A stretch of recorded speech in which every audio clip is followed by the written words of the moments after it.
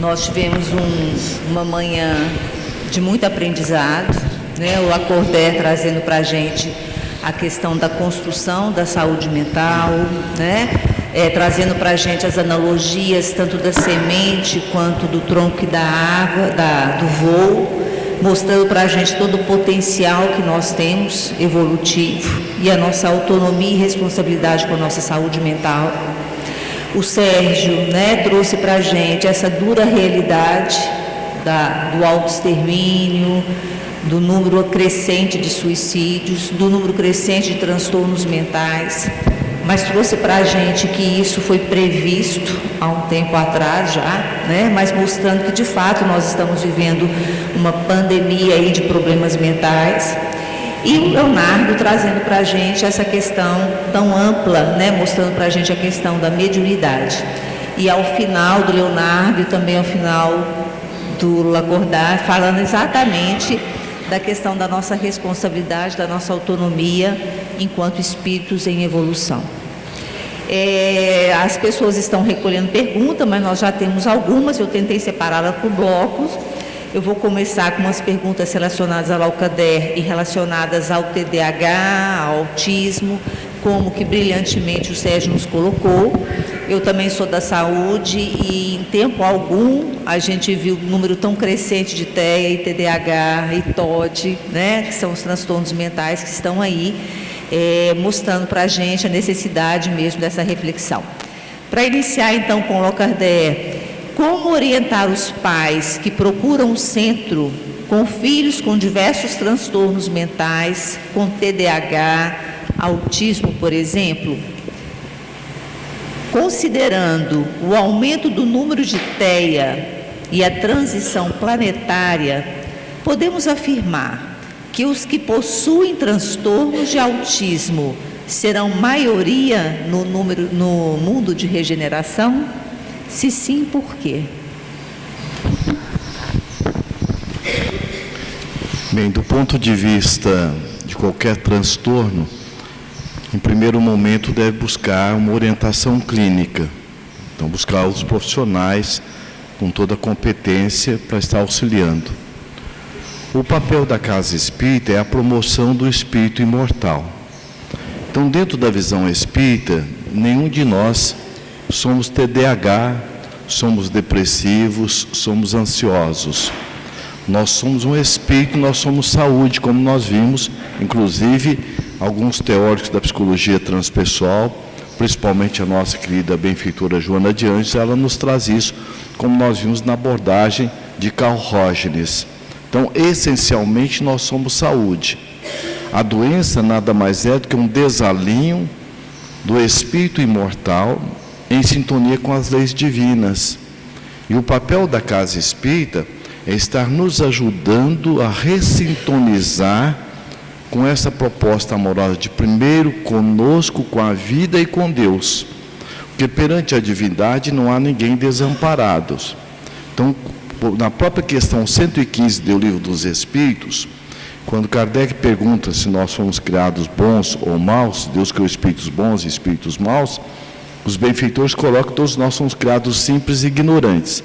Simplicidade desprovido dessa complexidade que hoje nós trazemos enquanto homem e a mulher tecnológicos, e ignorantes do quê? Da verdade. Onde estão a verdade? Nas leis divinas.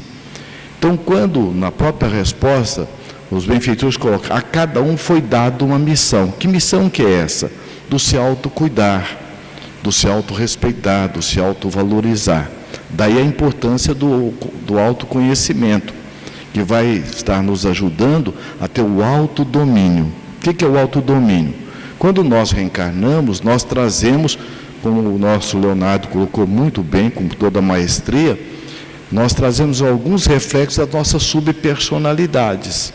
E essas subpersonalidades, esses conflitos, vão refletir na nossa persona de hoje. Joana de Anjos, no livro Amor, Imbatível Amor, ela coloca: nessa nossa viagem, na busca da nossa elevação espiritual, nós adquirimos alguns descaminhos. O que é descaminhos? Nosso desvio de rota da lei de amor, justiça e caridade. E ela diz, nesses descaminhos, nós construímos algumas experiências não legítimas. O que são experiências não legítimas? Os nossos equívocos, os nossos erros. E ela diz, e essas experiências nos acompanharão, para que possamos ressignificá-las nas oportunidades sucessivas que a vida nos oferece. Então, o que é essa nos acompanharão? Lei de causa e efeito. Então, a doutrina espírita nos mostra, qualquer distúrbio que nós tenhamos, é fundamental que busquemos um profissional. A casa espírita tem um papel de estar nos ajudando a desenvolver em nós os valores do espírito imortal. Esse é o principal. A última pergunta, por favor. Estão falando exatamente, as duas se referem exatamente a mesma coisa. As duas se referem ao TEA. As duas estão se falando ao TDAH, autismo. As duas estão no mesmo Ok. sentido. Então vejamos, sintetizando, buscando uma referência maior que a Jesus. O que ele fala? O que o Pai quer não é a morte do pecador, é a morte do pecado. O que é o pecado? A nossa ignorância. Ninguém está aqui reencarnado para sofrer. Nós estamos aqui para nos educar. E a educação passa pela via do amor. O alto amor e o alo amor. O amor a si, o amor à vida, o amor ao Criador. A Cordé, ela está fazendo uma relação do número de transtornos de autismo com o mundo de regeneração. Sim, nós vamos buscar outra referência, que é Manuel Filomeno de Miranda, no livro Transição Planetária. Então, nós estamos vivendo a madrugada dia de mundo de regeneração, de mundo de expiação e provas, para mundo de regeneração. Muitos dos espíritos que se encontravam na psicosfera mental da Terra, em regiões profundas de sofrimento, estão reencarnando como uma oportunidade, um convite de mudança. E, ao mesmo tempo, muito desses conflitos que nós trazemos conosco hoje é reflexo dessa busca de nós nos aprimorarmos. Então está vindo uma série de situações, porque nós estamos vivendo um momento à semelhança de alguém que está reformando uma casa. Os móveis da cozinha estão na sala, da sala estão na área, mas uma coisa é certa, a reforma vai passar.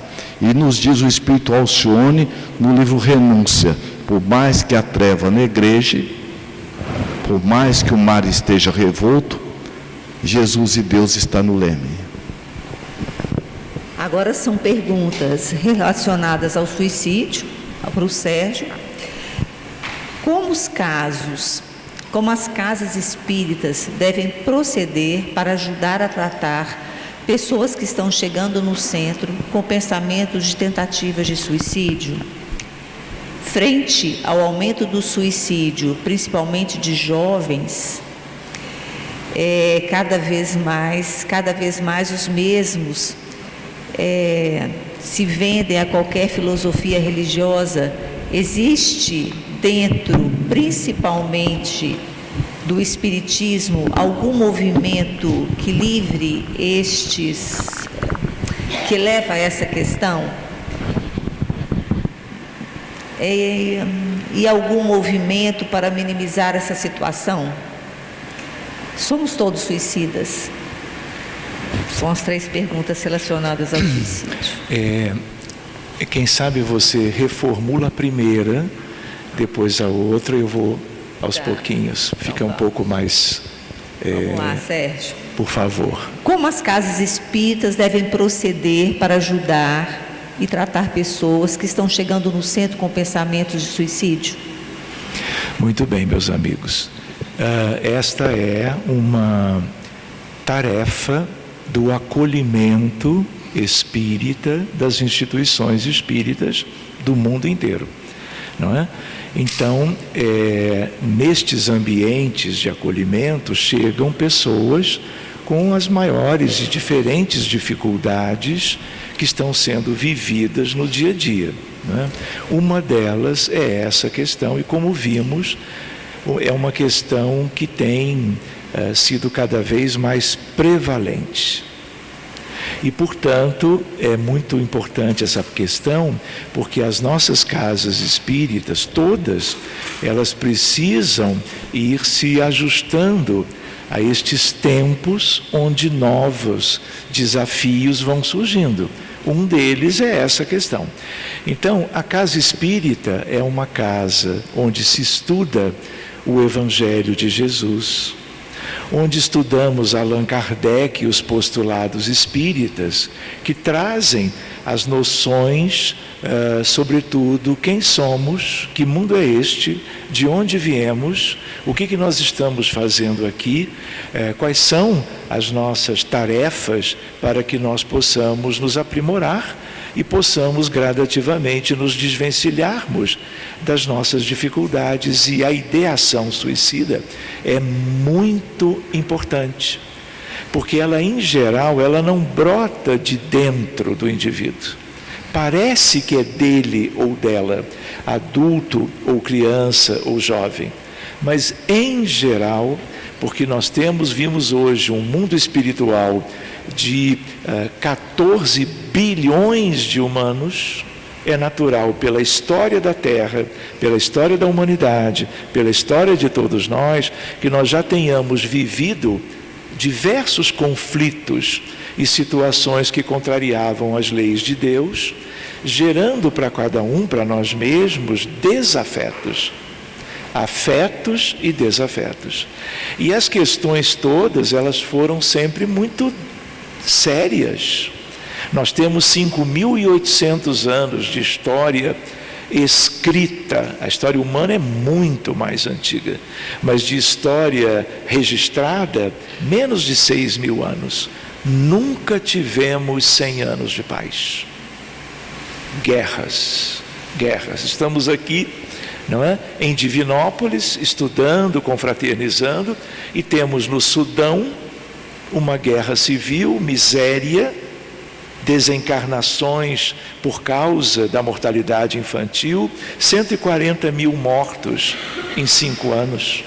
Temos o drama da Palestina, os problemas no Haiti, a invasão da Ucrânia, a invasão do Líbano, o bombardeio destruindo cidades inteiras. Tudo isso vai gerar problemas seríssimos para o futuro, para aqueles que estão promovendo esse tipo de coisa. E para os que promoveram no passado, nós somos herdeiros de nós mesmos. Doença, transtorno, ideação é efeito, é legado. Essas afinidades, elas foram tecidas, construídas em séculos e milênios. De tal maneira que a casa espírita, voltando para a questão principal, né, nós temos um grupo de trabalho que acolhe, que esclarece, que busca estes esclarecimentos que são os mais relevantes para que cada um entenda as dificuldades por que passa, seja essa da ideação suicida, sejam outras. Mas a casa espírita é a única instituição que tem reuniões mediúnicas sérias, como dizia Allan Kardec, e que pode ajudar a fazer frente a esses inimigos ocultos que são chamados no meio espírita de obsessores, e que não são espíritos quaisquer, são nossos irmãos, são ovelhas do mesmo rebanho, se comprometeram no passado, se envolveram com os encarnados de hoje e precisam, a palavra qual é? Acolhimento, amorosidade, a luz dos benfeitores, o esclarecimento a partir das reuniões mediúnicas. Eles, os espíritos obsessores, também, e muito importantemente, precisam do acolhimento. O acolhimento para eles começa no acolhimento dos encarnados, que têm as suas queixas, o seu sofrimento e batem à porta da instituição esperando algo proveitoso. É um mecanismo lindo da providência divina. Então, nós temos o passe, nós temos a evangelização. A evangelização não é só para a criança e para o jovem, é para todos de todas as idades, desde que a instituição tenha se preparado para isto. O diálogo fraterno, tudo aquilo que esclareça, tudo aquilo que aumente a autoestima, dê as explicações para que a pessoa se fortaleça psiquicamente. Independente disso, por se tratar de uma coisa relevante, séria, de risco de vida, é preciso que a instituição, os trabalhadores que se prepararam, que estão ali na tarefa, eles avaliem o grau de perigo da situação de alguém que vive a ideação. E não pense jamais que tudo seja para ser papel ou algo resolvido pela instituição espírita.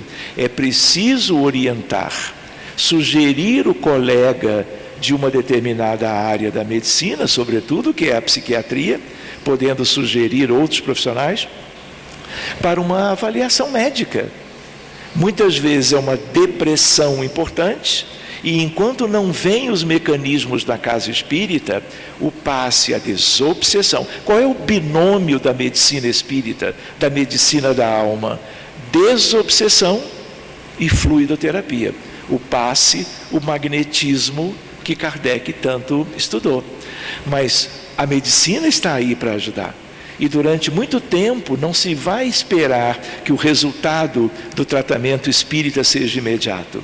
Então, para não se correr risco, é importante sugerir que procure um profissional de saúde na área da saúde mental. Então, o antidepressivo, o antipsicótico, o ansiolítico, enfim, são medicamentos úteis, mas com uma ideia: olha, um dia não vai precisar mais. Por quê? Porque enquanto eu fizer uma medicina lidando com os efeitos, com a superficialidade, com os sintomas, eu não vou nas raízes. E a casa espírita, bem preparada, capacitada com as suas equipes, pode ir nas raízes. E mais cedo ou mais tarde, quem sabe, aquela situação ela vai voltando a ter, vamos dizer, uma situação diferente. E a pessoa deixará de ter as ideações, e o colega médico nessa área ele vai acompanhando. Hoje no Brasil, quantos são espíritas? Sejam neurologistas, psiquiatras, clínicos gerais. Eu tenho colegas, só para comentar, não é da pergunta. Como eu sou cardiologista, eu tento que o do meu doente não opere. A cirurgia mais complexa que existe é a de revascularização do miocárdio, ponte de safena, implante de mamária. O que acontece? Tem colegas que vão operar os doentes que eu cuido, tento ajudar, que reúnem toda a equipe antes da cirurgia começar, antes do anestesista induzir o coma anestésico para começar a cirurgia. Reúne os primeiros, segundos auxiliares, os instrumentadores, as enfermeiras de sala de cirurgia. Vamos orar. Ele, cirurgião, que é o chefe de toda a equipe, convida a equipe: vamos orar. E quer ver que coisa bonita? Ele não é espírita. Não é espírita. E eu, como espírita, admirado, feliz, não é? Só não bato palmas porque não é o contexto para isso. Mas fico assim muito feliz. E aí o que acontece? Eu só mando os casos, ou envio, ou sugiro, quando é possível, para estes profissionais que trabalham mesclando espiritualidade e medicina. Desculpe ter ido um pouco mais longe. E o que o Sérgio está falando é exatamente o que você falou na sua palestra, que é essa aproximação hoje da ciência com a espiritualidade, né? A pergunta segunda você já respondeu. E a bonitinha é que espiritualidade às vezes fica parecendo que é uma coisa isolada ou à parte, mas espiritualidade é ciência também, é um encontro de ciências, é uma interciências. Graças a Deus e aos benfeitores. Mas vamos lá então para outra. A segunda você já respondeu. Jura? Já, porque está perguntando, né, do suicídio jovem, o que a casa espírita poderia fazer, que é acolhimento, a fluidoterapia. E a outra pergunta relacionada a suicídio: somos todos suicidas? Repete, por favor, que eu fiquei pensando. Somos todos suicidas? Olha, essa é uma pergunta muito assim interessante também. Em princípio, não. Nós somos um grupo de espíritos, bilhões encarnados, um grupo muito heterogêneo. Espíritos de várias condições, reencarnando para que todos evoluam. não é? Os que já estão mais adiantados um pouquinho, não é? Vão ter as suas tarefas e vão ajudar os que ficaram, vamos dizer assim, um pouco mais para trás. Então, não somos todos suicidas. A imensa maioria nunca pensou nisso, se é que eu poderia imaginar uma estatística. Mas o número é crescente. Por quê? Porque nós ainda não cuidamos do planeta como deveríamos. Então, se nós temos ainda 14 bilhões de desencarnados, eu vou lembrar uma coisa para vocês, espero que vocês durmam bem à noite. Nós aprendemos sobre umbral com André Luiz no livro Nosso Lar. Foi a nossa primeira ideia. Então, nós aprendemos o que seria onde André Luiz esteve. Um lugar pantanoso, cheio de aflições, gritaria, não é? E ele, constrangido, permaneceu ali um punhado de anos até que foi levado para a colônia Nosso Lar, para o hospital da colônia, porque ele ainda era doentinho, não é? E fomos aprendendo sobre essa realidade. Mas nós precisamos lembrar que esse umbral de Nosso Lar, ele é um umbral inferior. O umbral médio é aqui.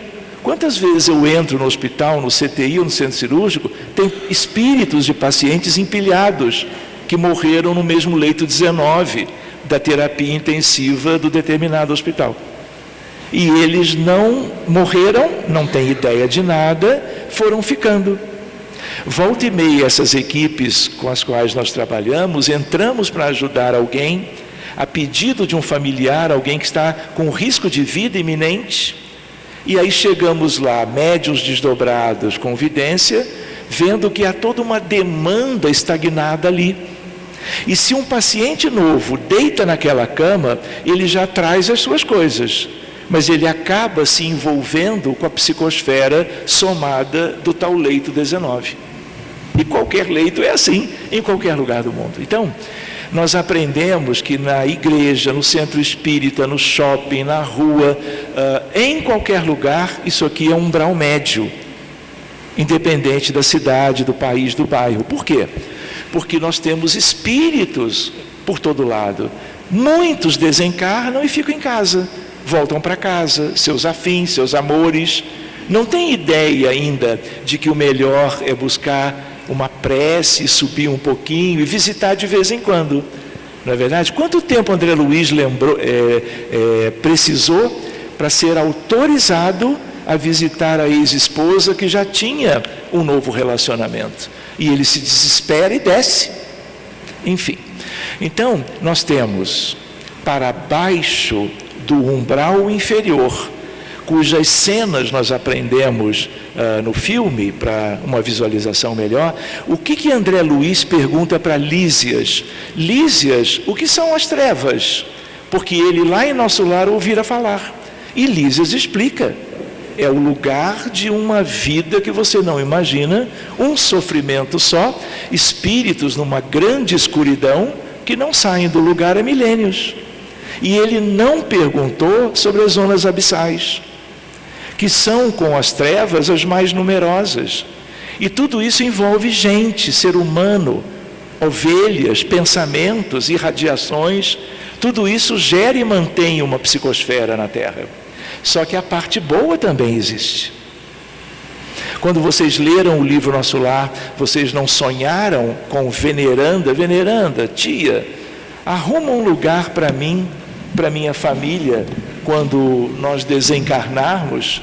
Nós somos 6 só, do tipo, olha, por favor, tia veneranda. Então, são 3 milhões de livros a FEB editou. 2,5 milhões de espectadores do filme. Isso gerou uma grande demanda para os ministros da colônia. Muito bem, por quê? Porque comparando com o umbral médio, comparando com o plano físico e com o que aprendemos com André Luiz, aquilo lá é o paraíso. Só que além de lá, que é um umbral superior, por isso que é interessante não usar a palavra umbral sem adjetivar. para cima, arte, cultura e ciência. De onde vêm as vacinas? De onde vem a teoria da relatividade e a mecânica quântica? De onde vêm espíritos mais amorosos? E acima ainda tem uma outra esfera, a do amor fraterno universal. Então, não só nós não estamos desamparados por completo, porque há toda uma ampla presença de espíritos elevados, não é? Todos eles fazendo parte da falange sagrada dos espíritos do Senhor. Essa é uma expressão de um autor que publicou livros na FEB. De tal maneira que há uma estratificação. Quando estamos encarnados, estamos todos na superfície, pelo corpo físico. Mas desencarnados, cada um tem um lugar. Então, essa influência escusa, essa influência hostil, ela é de espíritos muito necessitados, muito distantes do bem, mas é a nossa realidade. Nós temos a ver com isso tudo, por isso tratemos de buscar sempre o melhor no sentido da evolução espiritual. Então, o que acontece? Há muita influência no sentido da guerra, do aborto induzido, no sentido, vamos dizer, do ensejo ao orgulho, ao egoísmo e à vaidade e as suas consequências. Então, essa questão do suicídio geral, uma tendência de todos, isso não é assim. Mas nós temos que nos preparar, porque as influências são presentes e nós temos mecanismos do Evangelho de Jesus e dos conteúdos doutrinários espíritas para trabalharmos a imunidade moral. Quer ver um tema que se estuda em medicina hoje? Enfermidade moral, em congressos de psiquiatria. As salas hoje mais concorridas na área dos congressos de cardiologia e de psiquiatria são as áreas envolvendo espiritualidade. Nunca vi cardiologista sentando no chão, porque chega atrasado no ambiente do estudo, da apresentação dos conteúdos, e chega depois que todas as cadeiras estão preenchidas. Enfim, outra questão curiosa que eu vi outro dia e já pude conversar uma vez é a ideia do que nós estamos lembrando. Existe o suicídio voluntário, mas existe o suicídio involuntário. Existe aquele que não é de uma ideação específica, mas é uma coisa que, se nós não cuidarmos, nós estamos como que buscando o fim da vida, seja o alcoolismo crônico, sejam outras dependências químicas e assim por diante. Então, isso é importante de nós lembrarmos também.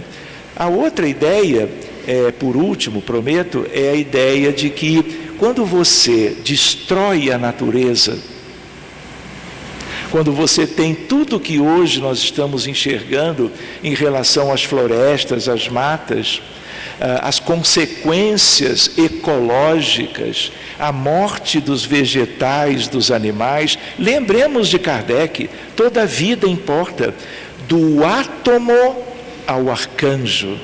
Só que ele era da atomística de Dalton, antes da mecânica quântica. Então, a estrutura menorzinha era o átomo. Hoje, são quarks e leptons. Física das partículas elementares, tudo isso se entrelaça, tudo isso é divino, tudo isso é amor, tudo isso carece de cuidado. Então, a destruição da natureza, assim como o alcoolismo a nível pessoal, é um processo de suicídio coletivo. Nós temos que combater isto.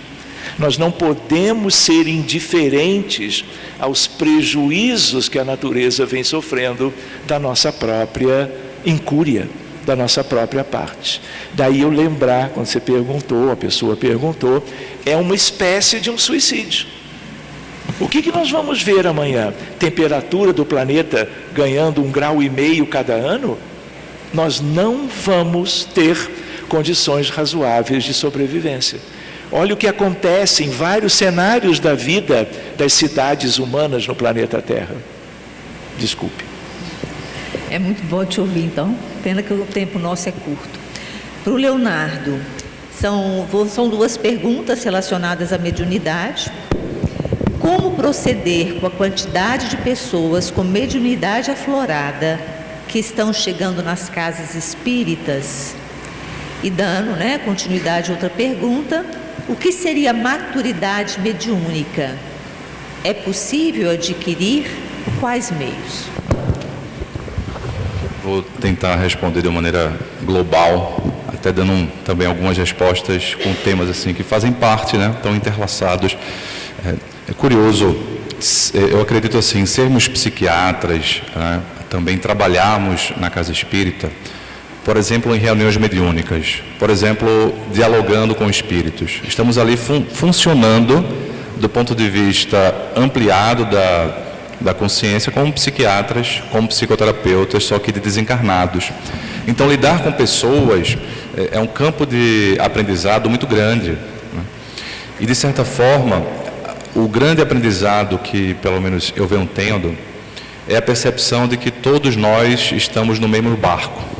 Todos estamos no mesmo barco da vida, alguns um pouco mais desenvolvidos no intelecto, outros um pouco mais predispostos ao amor, mas todos nós estamos muito parecidos, na perspectiva de potenciais e na perspectiva de limitações.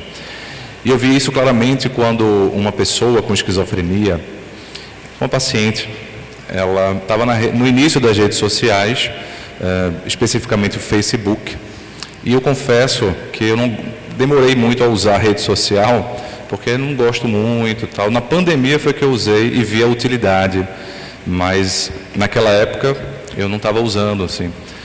E o Facebook, eu tinha feito um perfil e tinha saído do perfil. E aí essa paciente falou assim: mas doutor, eu fiz esse Facebook, isso me deixou tão perturbada, Eu fiquei, vou usar o termo dela, tá? Eu fiquei mais louca ainda. Por quê? Não, porque eu fiquei achando que todo mundo estava me perseguindo, ou me vendo, falando de mim. Aí eu desfiz meu perfil.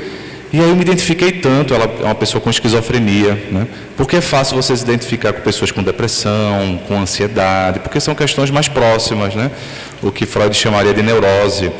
Mas com psicose, com esquizofrenia, a gente acha que assim, não, é uma coisa fora, assim, é uma coisa de doido, e esquece que as loucuras também estamos dentro de nós. E aí ela falou, aí eu falei assim: eita, fulana, você sabe que eu também desfiz o meu Facebook, eu também não gosto não. Aí ela falou assim: mas doutor, o senhor é doido também, é? Eu achei tão curioso assim, porque foi a primeira vez que eu vi claramente uma paranoia em mim. Me identifiquei com ela, não fiz por causa do mesmo motivo. Todo mundo fica vendo, falando, fiquei meio paranoico. Ou seja, todos nós temos os nossos núcleos paranoicos, os nossos núcleos autodestrutivos, porque as nossas vivências, elas ainda estão esperando vivências mais sublimadas, ainda estão esperando vivências mais sutilizadas. Grande parte do nosso maior número de vivências são vivências realmente de fazer a dor nos outros e de viver a dor. E, consequentemente, guardamos dentro de nós muitas angústias. Nesse sentido, é importante a gente acolher as pessoas que chegam na nossa casa espírita com a ideação do suicídio, que o Sérgio trouxe muito bem, ativo, mas existe o suicídio passivo, os comportamentos autodestrutivos, que aí são muito, muito, muito mais frequentes, do que a ideação frequente. Por exemplo, alguém que seja religioso, católico, evangélico, espírita, ubandista, dificilmente ele vai dizer assim: eu queria tirar a minha vida. Mas às vezes, porque a religiosidade segura esse tipo de pensamento, mas às vezes vem um pensamento do seguinte modo: se Deus me levasse era melhor, se eu tivesse uma doença era melhor. E esse comportamento de desânimo acaba levando a comportamentos de falta de cautela, como uma médica que estava com um pensamento de suicídio passivo, ia trabalhar no meio de momentos de pandemia, inclusive, ele tirava a máscara para poder se contaminar.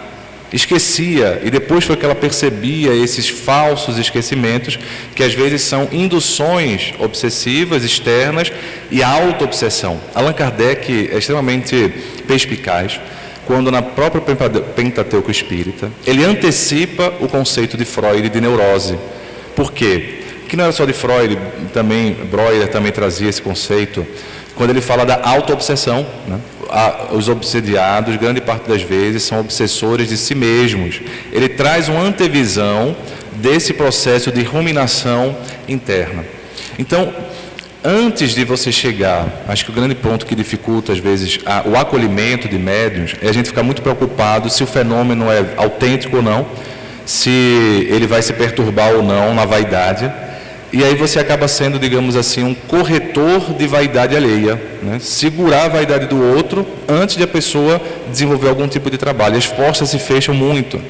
Então fica tudo muito experimental e pouco vivencial. É preciso que criemos um ambiente de acolhimento e entendamos que, assim como essa pessoa com esquizofrenia guarda similitudes comigo que não tenho esquizofrenia, assim como essa pessoa que traz uma dor guarda semelhanças comigo nas angústias, ela também guarda semelhanças comigo na perspectiva luminosa, porque ela é filha de Deus e eu sou filho de Deus. Então eu tenho dentro de mim uma herança que Jung chamaria arquetípica, que está na base da minha formação psíquica, que me conecta com Deus. Joana de Ângeles, muito rapidamente, fala assim: filho de Deus. Nós somos herdeiros de Deus. Então temos um potencial e temos limitações. Então nesse barco do universo nós estamos juntos. E a postura de acolhimento, essa postura de abertura é fundamental, quer seja para o médium, que chega com uma desorganização, grande parte das vezes ele chega com uma desorganização. Uma fundadora, eu nasci em uma família espírita em Recife, e a instituição que eu frequentei largos anos, até os meus, acho que 28, por aí, 27 anos, foi uma instituição fundada por uma senhora chamada Elizabeth Dantas Cavalcante, dona Niná, que no início da sua vida, jovenzinha, a mediunidade aflorou, a assistência psiquiátrica era muito menor, esse conteúdo da psiquiatria junto com a espiritualidade era muito menor. Houve uma época que a psiquiatria quis fechar os centros espíritas e os centros de Umbanda, porque seriam fábricas de louco. E aí alguns psiquiatras brasileiros, por exemplo, um pernambucano chamado Ulisses Pernambucano, disse que não são fábricas de louco, são lugares fundamentais para a manutenção da saúde mental, inclusive. Ele não era espírita, ele não acreditava nessa perspectiva. O próprio Juliano Moreira, um grande psiquiatra afrodescendente baiano, que aparece na obra de Filomeno de Miranda, foi um trabalho notável, porque na época de Juliano Moreira, existia na medicina em geral e na psiquiatria em particular, que a doença como um todo e a doença mental era consequência da miscigenação, da mistura racial. Mas não era culpa, assim, da etnia branca, era do negro. Então, a raça negra se miscuindo com outras é que traria a doença.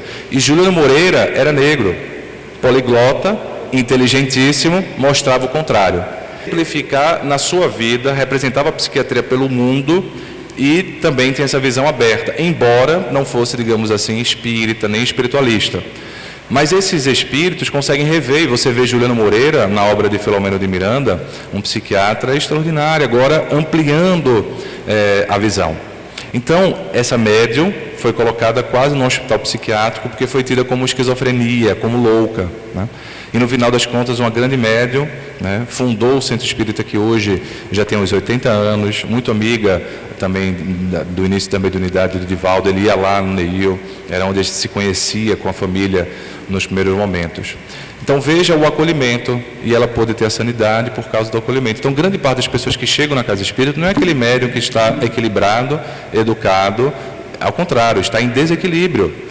Então, da mesma forma que aquela pessoa que me procura num consultório está com a mente desequilibrada, o médium que procura a casa espírita, provavelmente ele vai estar com a mente desequilibrada, mas a gente tem que ver que é uma temporalidade. Isso não coloca numa rotulação de inferioridade ou de superioridade.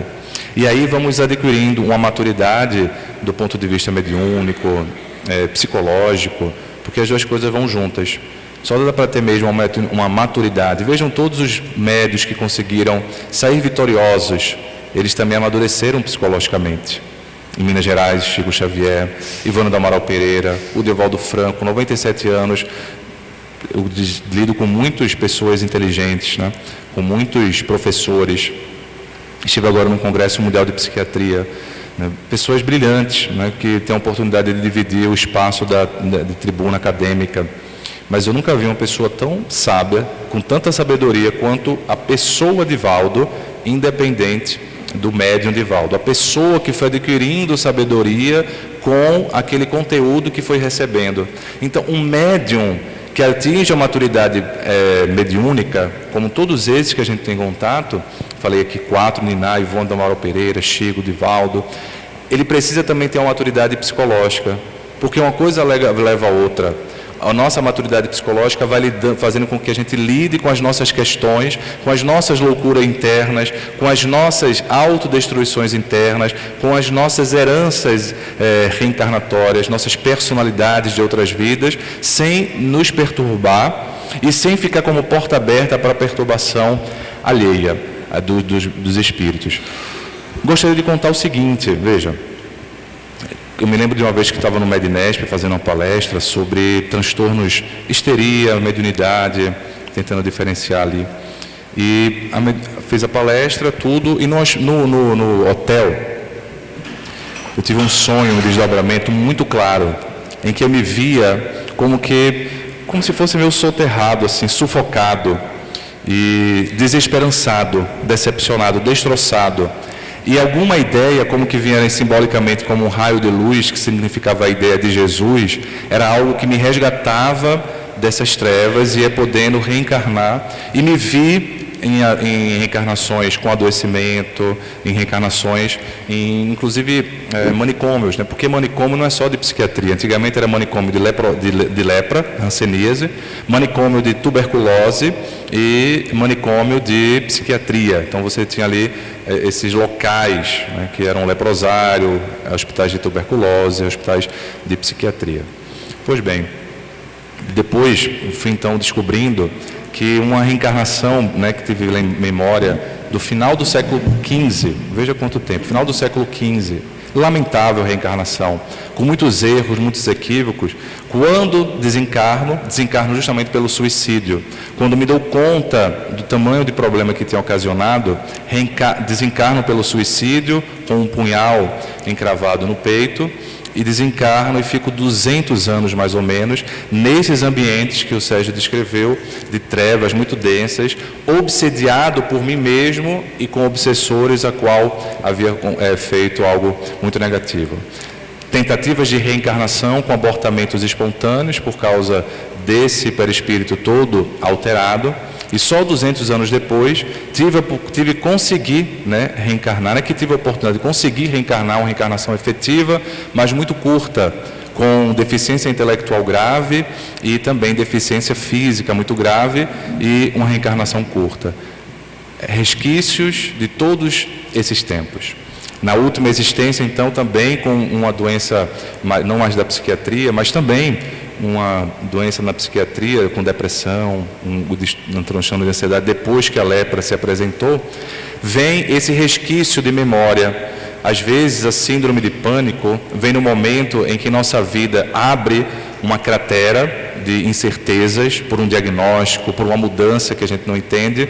Isso também abre cratera no nosso psiquismo e aflora vivências perispirituais e espirituais muito perturbadoras. E aí aquela sensação de sufocamento que remetia àquele momento. Então todos temos, né, dentro de nós um patrimônio. E o fato do que você foi não significa que isso vai dizer o que você é. Porque o que você é está sendo moldado.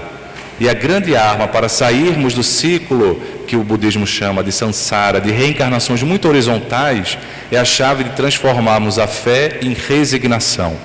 Porque com resignação a gente tem humildade. Com humildade a gente consegue ir mudando a perspectiva. Então, quando temos essa característica, estamos um pouco mais maduros, psicológicos, de ver o que nós fomos, sem nos perturbarmos no hoje, mais ou menos fazendo o que Edith Piaf, um rouxinol, teve uma vida muito difícil e a mãe foi embora de casa quando ela era muito nova, ficou com o pai não teve nenhum tipo de abuso desse tipo nela, mas ela não sabia como criar, então ela cresceu com a ausência materna, com um lar muito difícil E na adolescência ela percebeu que cantava e quis seguir também a vida de cantora. Estoura no mundo, né, com La Vie en Rose, A Vida em Cor-de-Rosa, em que ela, uma mulher daquela época, sonhava com um paraíso na terra, dentro dos paraísos que à época então se apresentavam. Mas ela acaba tendo muitas decepções, assim, muitos casamentos, muitos relacionamentos, depressões, alcoolismo. Não existia remédio na época, não existia tratamento psiquiátrico eficaz nessa perspectiva psicofarmacológica, então ela busca o álcool para se tratar. E aí acaba tendo uma cirrose. E aí você vai vendo ao longo da trajetória dela a decepção acolhendo o coração, e ela já não canta mais A Vida Cor-de-Rosa, ela canta o hino ao amor, que não é mais o paraíso na terra, é a ideia de que talvez no futuro Deus reúna os seus amores juntos. E quando ela está cirrótica, deprimida, todo mundo achava que ela estava acabada na sua carreira, eis que um compositor apresenta para ela no Je ne regrette rien. E isso é o que ela ressurge a força daquela mulher. E se você está no YouTube, tanto o filme dela quanto ela, gravada na época, aquela imagem ainda muito caquética, mas uma voz potente vai cantar isso, no Je ne regrette rien, ou seja, eu não me arrependo de nada. Não, eu não me arrependo de nada, nem do bem que eu fiz, nem do mal que me fizeram, eu não me arrependo de nada, porque minha vida começa agora. Essa é a ideia da Edith Piaf que eu quero trazer, é que a gente não precisa ficar aprisionado. O grande problema de nós termos ou não revelações na nossa consciência é porque às vezes as revelações nos deixam fixados no passado, como se nós fôssemos isso. Não, nós fomos isso. Hoje nós estamos convidados a ser outra coisa, estamos reencarnados para isso. A reencarnação já é a terapia da nossa alma. A reencarnação já é o grande laboratório que Deus nos permite para refazer esse psiquismo, quer seja do suicídio, quer seja desses adoecimentos todos, sem nos enganarmos de acharmos que tal ou qual diagnóstico é o sinônimo de tal ou qual evolução. É dor. A dor é dor. A sublimação da dor vai vir em um patamar que a gente nem tem condições de saber. Como vai ser a medicina do futuro? Não temos condições de saber, porque vão surgir coisas exponenciais que vão nos transformar, que vão mudar a nossa forma de lidar com as leis de causa e efeito. Então, as previsões às vezes acabam sendo baseadas numa culpa. E a ideia da reencarnação é essa de Edith Piaf. Non, je ne regrette rien. Eu não me arrependo de nada. Foi o que eu fiz, foi o que aconteceu, foi o que você fez, foi o que nós fizemos. Estamos aqui para evoluir em outra perspectiva. Acolher a pessoa que chega na casa espírita, acolher essa personalidade que se apresenta dentro de nós, é o grande passo para podermos viver diferente, né? O que Joana de Ângeles fala de um vir a ser, né? Um si mesmo renovado. Tentei responder no geral. O nosso tempo é curto, né? Seria muito bom que a gente pudesse estar o tempo todo ouvindo vocês, mas a gente tem um intervalo do almoço. Eu vou pedir para as perguntas, eu vou fazer algumas perguntas, eu gostaria que as respostas fossem mais breves, que vão ser perguntas mais pontuais agora. Quem quiser responder, não tem determinado, né? Não designaram. Os portadores de TEA e TDAH vêm como reencarnação compulsória? O que vocês acham? É a neurodivergência, né? Eu acho que por isso que eu estava respondendo essa questão do transtorno.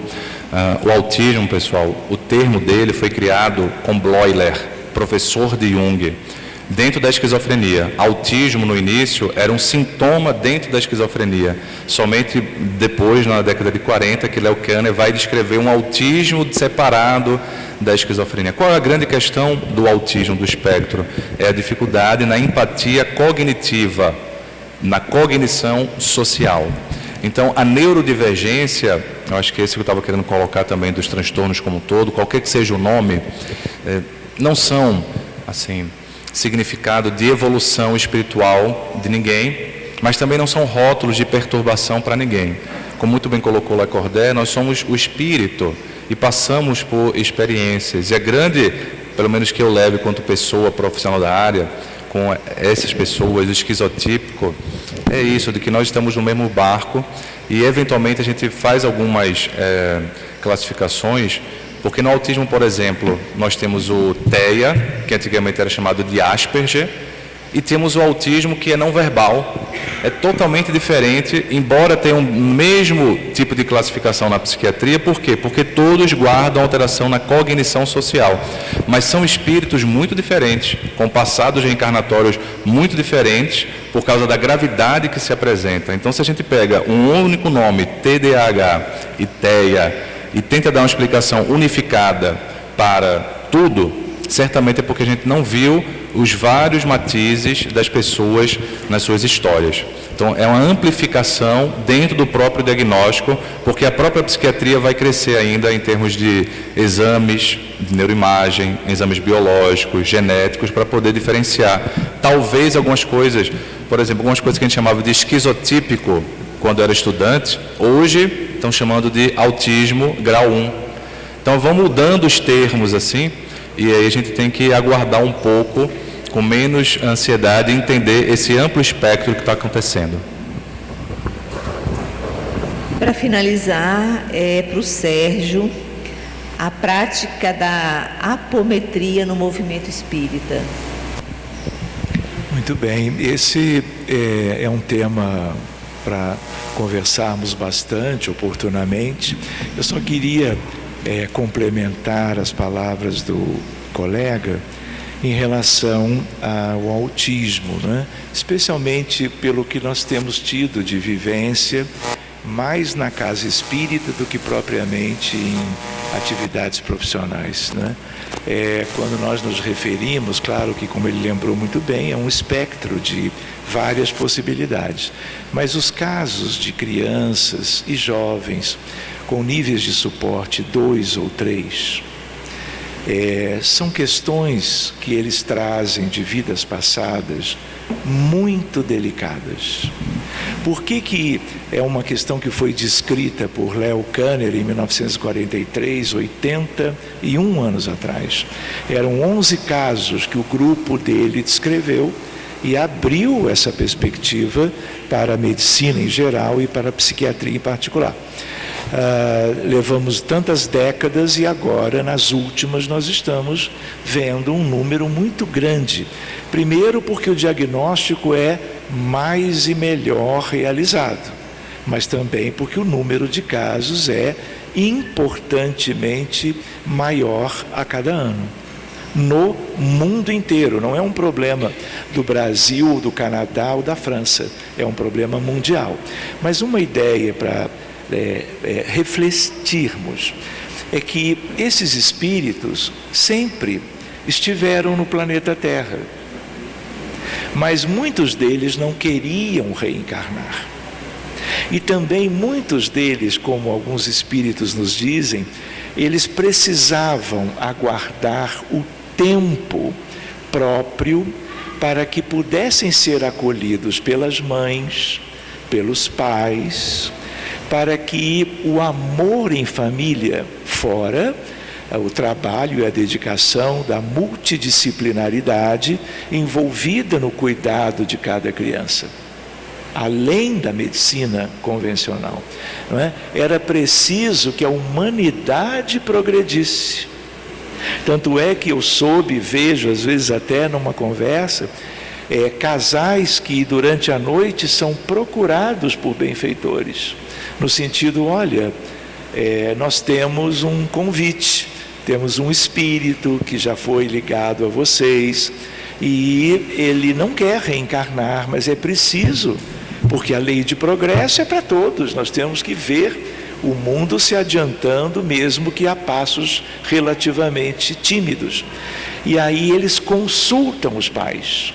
Olha, é um espírito que tem muitas dificuldades pelos erros e equívocos, mas vocês são ligados a ele e nós estamos convidando, se vocês gostariam de que ele ou ela, mais raramente, a maioria são 4, 5 para cada menina, se vocês gostariam de receber esse espírito. A imensa maioria diz que sim, sobretudo elas, as mães, com a sua amorosidade, com o seu sentido e consciência espiritual, independente de credos e crenças. E aí então eles preparam o casal não é? Então, por que eu lembrei disso? Porque são espíritos, em geral, que não podiam vir antes, porque se viessem antes, a humanidade não estava, vamos dizer, bem preparada para acolhê-los, tanto a nível familiar, como a nível parental, a nível profissional, para que o resultado do acolhimento fosse o melhor possível. Que é o quê? O progresso de todos os envolvidos. Então, lembrar então esse outro aspecto também, que eu acho válido para nós. Só para vocês terem uma ideia, os casos que nos chegam há 20 anos, quando nós entramos, sempre atendendo individualmente, na mediúnica, nome completo, idade, endereço, data de nascimento e às vezes fotografia ou vídeo, por exemplo, da criança dentro de um desconforto, uma crise, para dar ideia para a equipe do grau de sofrimento daquele caso. Quando nós abrimos duas coisas que têm a ver com a imensa maioria, guerras do passado. Lembram que eu comentei? 6.000 anos de história escrita, não tivemos 100 anos de paz? Então o futuro também ocasionará, seja ainda no planeta Terra ou num outro mundo, que é o mundo da transmigração, do exílio, do degredo, as coisas vão continuar acontecendo, porque olha as guerras que nós temos hoje, que são altamente cruéis no sentido do poderio militar dos envolvidos. E a outra coisa é a ideia da escravidão. 300 anos no Brasil, 250 nos Estados Unidos da América, o drama da África, o drama dos navios negreiros, tudo isso envolve coisas muito sofridas. Por isso que para essas reuniões, dito de uma maneira que vocês ouvem falar, há muito amor envolvido, para lidarmos com todos os que estão ligados a essas questões. Vítimas e algozes, os protagonistas. Então essa é uma questão, só para trazer um subsídiozinho a mais. A questão da apometria, a apometria é um conjunto de técnicas que foram desenvolvidas a partir de um determinado pioneiro argentino, pelo Dr. José Lacerda de Azevedo, no Hospital Espírita Psiquiátrico em Porto Alegre.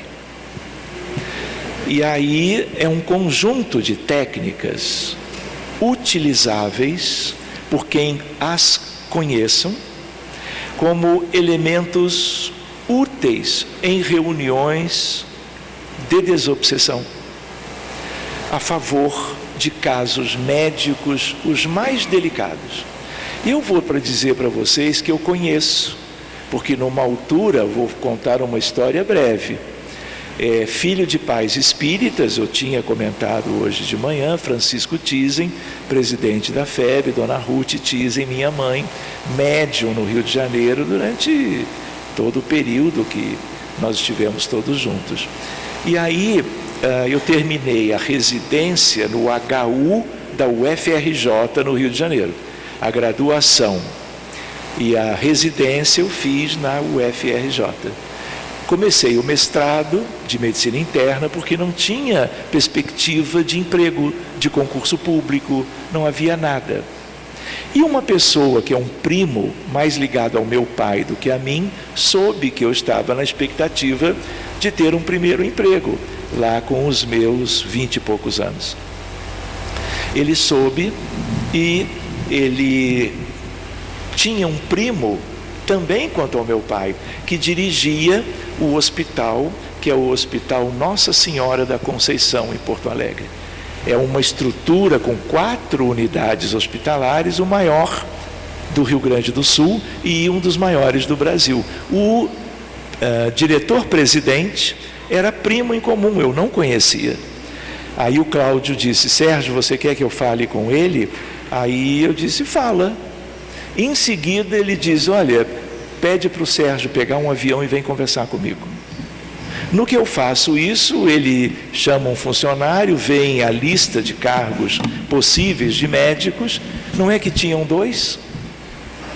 Acabou sendo o meu emergência e terapia intensiva, e da minha namorada na época, que era colega de turma também.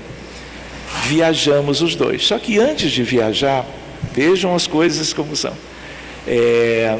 Morávamos em Copacabana, minha mãe recebe um telefonema, era a Dona Ivone do Amaral Pereira, contemporâneo tanto de meu pai como de minha mãe. E a Dona Ivone diz: oi Ruth, tudo bem? Como é que vão as coisas, tal? E numa altura ela pergunta: é verdade que o Sérgio vai morar em Porto Alegre? Estava tudo pronto, mas a minha mãe diz: não sei, parece que vai, porque ela não queria que eu fosse. E aí então, mas Ivone, como é que você sabe? Eu não converso isso com ninguém. É porque Dr. Bezerra está aqui, Dona Ivone, e tem um recado para Sérgio. Diga a ele que se, olha a ética, o jeito, né? Se ele for morar em Porto Alegre, que ele procure por esse médico. Não tinha ideia de nada disso. E anotei, Dr. José Lacerda de Azevedo. Demorei 1 ano me adaptando em Porto Alegre, vindo de muitos anos no Rio de Janeiro. Voltei sem querer à minha cidade natal. E numa altura eu lembrei, Dr. Bezerra e o recado. E aí fiz contato, contei a história. Dr. Lacerda diz: vem cá, Sérgio, vamos lanchar juntos. Num domingo, conversamos 4h30 sobre medicina, espiritualidade. Me convidou para trabalhar no hospital psiquiátrico, onde ele exercia a atividade como médico, como espírita, uma cultura espírita extraordinária, e ao mesmo tempo como um estudioso da apometria. Aí eu me sentei lá e fui observando ele trabalhar. E fui absorvendo, aprendendo, me interessando. Nós conversávamos sobre ciências também. E de tanto que ele conhecia física e procurava ajustar as questões da física, as questões das práticas para ajudar mais os pacientes, que eu me vi na necessidade de estudar física. Eu sou físico, mas eu não fui para ser físico, eu fui para conhecer a ciência mãe. A física estuda a natureza em linguagem precisa, que é a linguagem matemática, o universo de Deus. Eu às vezes brinco dizendo que Deus é físico. Muito bem, por quê? Para entender os mecanismos, para pensar, para refletir. Enfim, eu conheço isto. Quem perguntou talvez tenha ideia de que eu conheço. E conheci bem.